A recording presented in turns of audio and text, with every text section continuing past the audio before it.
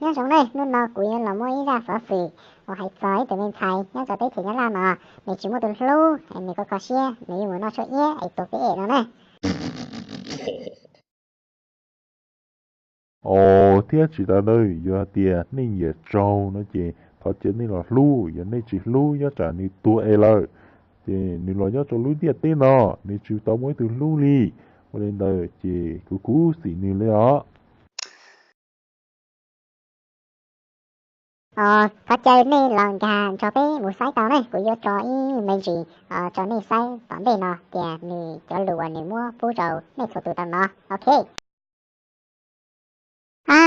ôi trời ơi nhớ inu lần nó chỉ bỏ tụi lần cho tôi thay của em ấy chơi tiền nó vậy sau mua của đại đời tôi là cho của là cháu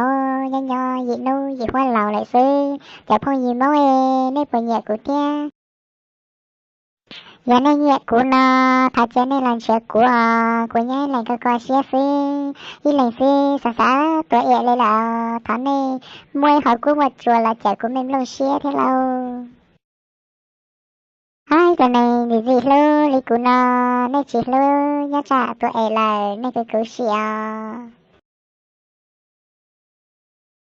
nó cho nên chào với chào và nhá chào lên tiếp tên nó bố mua lên tiền nhau có xe nhà lịch của nó thế à giờ mua nó thảo ban cho cụ sĩ solo cái sĩ thải tiền lúc này ở bên nè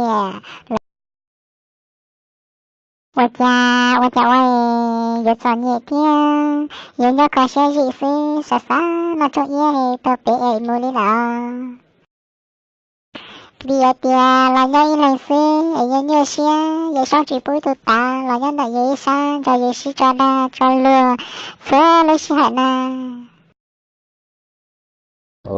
Chỉ ra nó xử nó bê sợ đời tao sau chỉ là sau lên nó suy, ấy vậy thế thì xe tiền nên số từ hiện nó lại là nó này họ ban cho này thả bậy thiên họ ban này tổ lún. Xin chí này là phi, và thế kia xe tiền là lý ra phá phí cho tổng định là dù xong đi chả là thoát chế nên cho phê đọc tàu, phê mong tì là chí này là phi, và chọn tàu, đúng xe, tàu xin chí này bữa này. Chỗ tu thay công ty có, ta chơi này mua chỗ công ty có, tua tao này, bây giờ